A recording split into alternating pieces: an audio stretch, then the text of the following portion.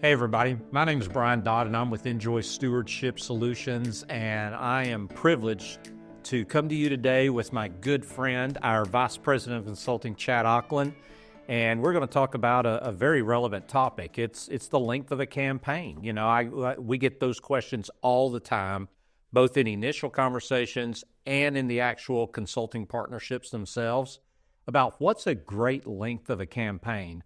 So we're actually going to talk today about the differences between a one-year campaign and a three-year campaign. So, Chad, thanks for joining us, my friend. Brian, it's great to be with you. I'm looking forward to this conversation, and I think it can really help leaders kind of make decisions as they move forward with timing, you know, how much they're trying to raise, what the project looks like, the scope of the project. So looking forward to the conversation. Well, and, you know, Chad, what I like about you and I getting to do this is, in my opinion, and it's just my opinion, but I think I've got good empirical data to support it. I think when it comes to balancing the relational aspect of partnering with churches with the actual strategic partnership, I think you're the best blend of those two that I've ever seen. And I think that's going to come out because we're going to have kind of a technical conversation at this point. Yeah. So a 1 year versus a 3 year. Just start telling us what some of the differences are. Yeah. Well, I'm going to start with the very practical, and then I'm going to kind of blend into a little bit more of the philosophical between the two. It goes without saying, but I'm going to say it. You can raise more in a 3 year typically than you can a 1 year. Okay. When you have 3 years to raise X number of dollars, you're going to raise a little bit more. You have 2 more years for people to give, which leads me into the 1 year typically deals with availability giving. You know, if I look at my bank statement or my checkbook, if you use your checkbook still, or my online bank account, what do I have? What can I see to give? That's what we'll do. I give out of availability, whereas a 3 year initiative deals more in the sacrificial. And quite frankly, our passion, you know, as we walk people through a spiritual journey, which I'll talk about that in just a second as well, we want them to get to a place where they say, if God doesn't show up in a significant way, what I've written down on that commitment card or what I intend to give to this campaign, it's just not going to happen. So I think one of the big differences is people's perspective as it relates to the financial investment in the campaign. A 1 year, what do I have available? A 3 year, man, I can look out a little bit further, be a little bit more faith-filled, a little bit more sacrificial in a 3 year. Okay, so when you're talking about availability, I'm trying to personalize it. Sure, absolutely. So obviously anybody watching this can tell by my accent I live in the South, so I'm going to use a Southern reference. When it comes to, I pretty much know within a window how much I'm making this next year. So it boils down to, do I go to Gatlinburg, Tennessee for vacation instead of Orlando? Or do I do a staycation and put that on the campaign?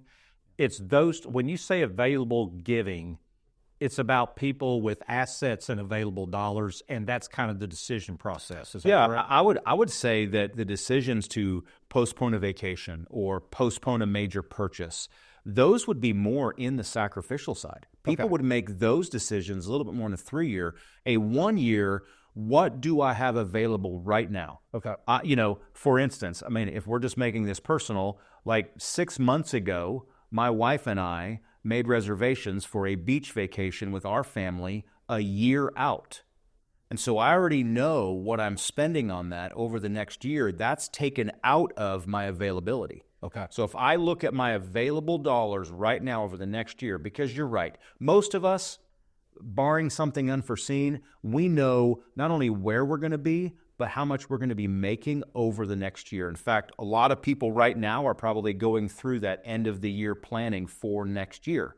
So I can look at, you know, that information and be able to say, okay, we can work this much into our budget right now. So going with that available versus faith concept, let's talk about talking to the congregation. How does it play out differently when you're looking at those two spectrums? Is the audience different? How does the communication go? Walk us through that. The audience is the same. I mean, your pastor, your church is your church. The congregation is the congregation. But what you have, a lot of times what you have with a 1-year initiative is not only what are you going to commit, but how quickly are you going to give it? So a lot of times when a church does a 1-year initiative, they have a significant need, but they also have a pressing need for those dollars to be given quickly.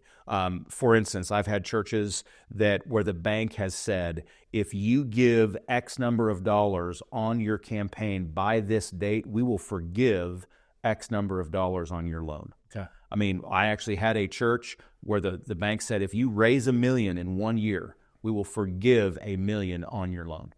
And so, again, a lot of it is determined by the urgency of the need even. Right. You know, dictated in that case by what the bank told them. Okay. And the involvement of the staff, generally speaking, and it's general, all churches are different. Sure. But generally speaking, a 3-year campaign is about raising up leaders within the church and equipping them to carry out various aspects of the campaign. Is that the same with a 1 year? No. A 1 year is we got to go, we got to get it done. A lot of times, I would say 90%, if I were to put a percentage on it, the church is executing everything with their staff. With the current leaders that are in place, they're not recruiting new.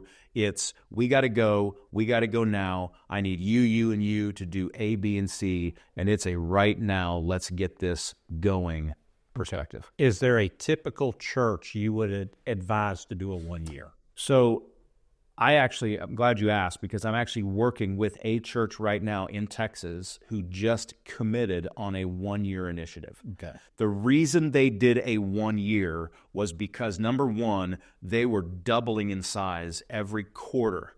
Okay. So not every 6 months, not every year, every quarter over the last a little over a year, they've doubled in size. So the pastor said to me, in a year, I may have an entirely new church, new pool of people to pull from.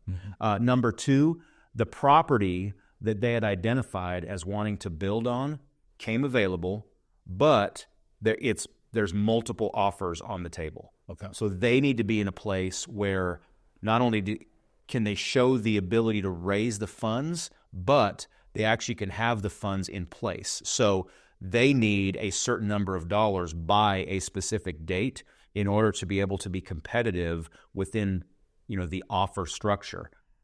The owner of the property wants them to have this. Okay. But he's also a businessman and understands, what that brings into play. So again, church growth is massive. If you're growing, Pastor, exponentially, that's when you want to consider a shorter time frame, because in 1 year or 2 years, you have an entirely new pool of people to pull from. Okay. And urgency of the need or urgency of the situation can dictate 1 year versus a little bit longer. Would a military town fall into this as well?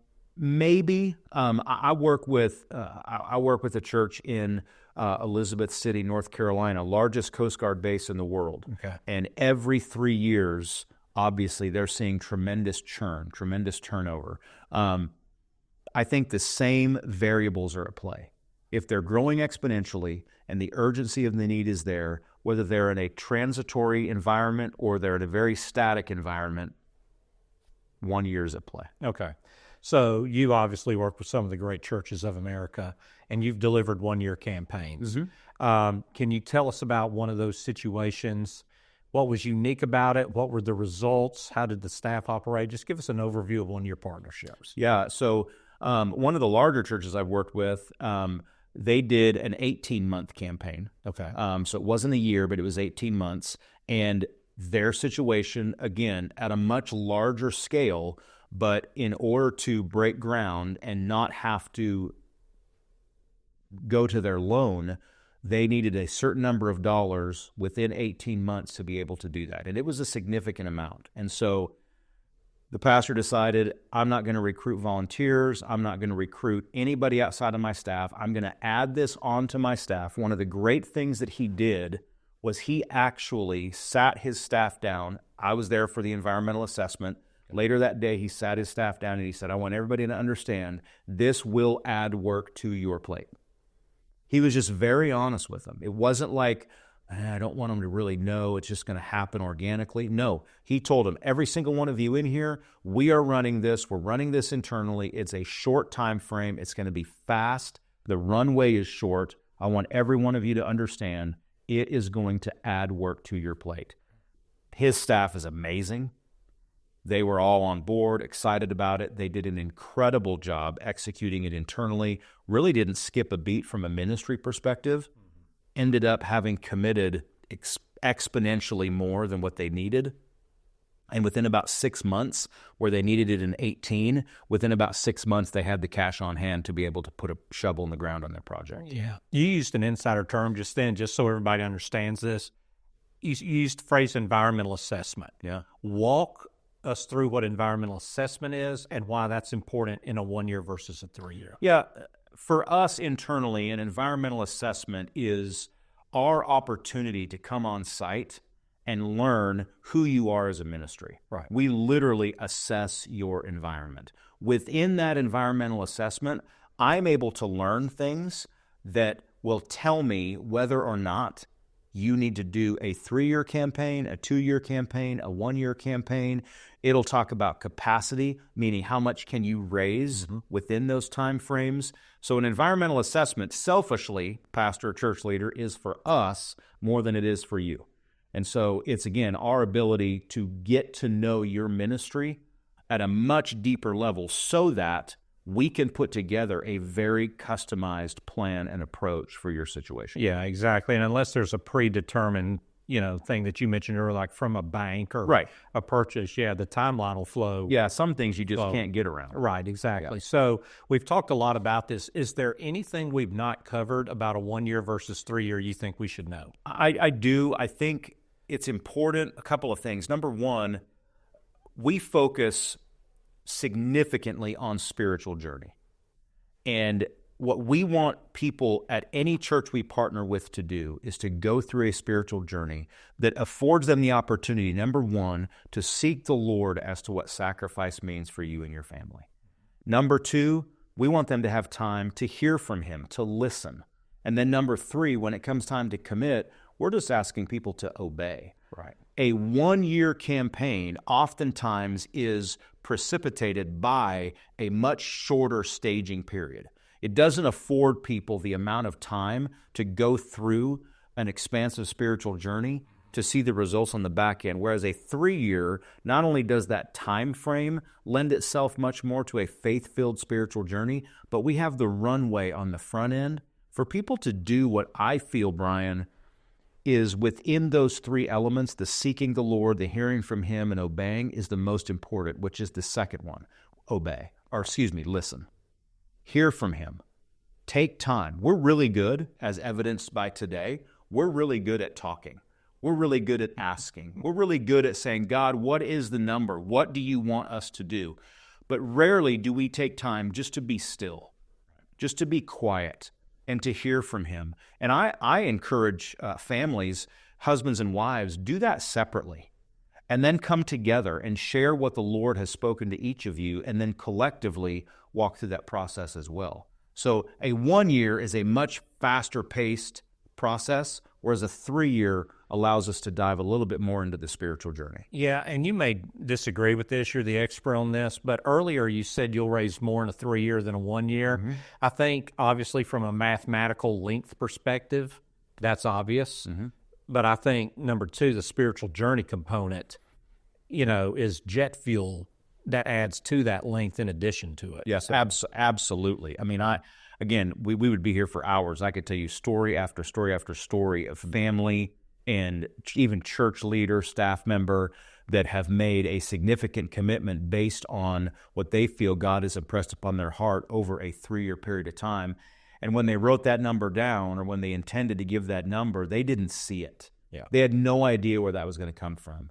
And just the occurrences that happen where, people get a raise or a bonus comes in they weren't expecting, or even a tax refund that's to the penny the amount that they wrote down that they were going to give to the campaign. So again, God knows better than any of us. I say this to churches all the time.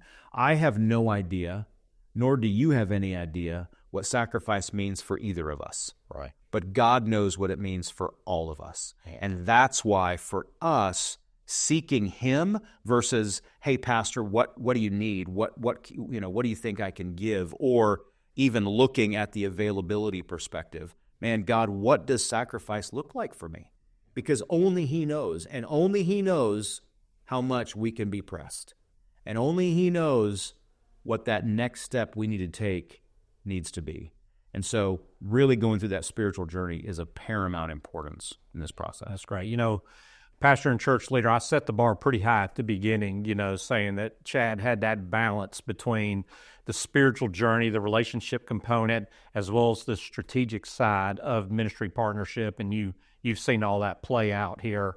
I want you to do a couple of things. Number one, Chad and I have only scratched the surface of this topic of a 1-year versus 3-year, but we've got a downloadable resource for you that's at the bottom of this link that you're looking at. And all you need to do is go down there and click that, fill out some basic information, and we'll send you that downloadable resource, which contains all this information as well as some additional items. And also, if you and your staff or you and your leadership team are wrestling with timing, we'd be honored to talk with you through that, ask you some probing questions, help you out, help frame your decision making. And if God leads in that direction, we'd love to have Chad or a member of his team ultimately come and serve you. And our contact information is down there as well. And we look forward to hearing from you and serving you in the future. So thank you for your time. Chad, thank you for sharing with the pastors today. Thanks, Brian. It's been great. All right. God bless.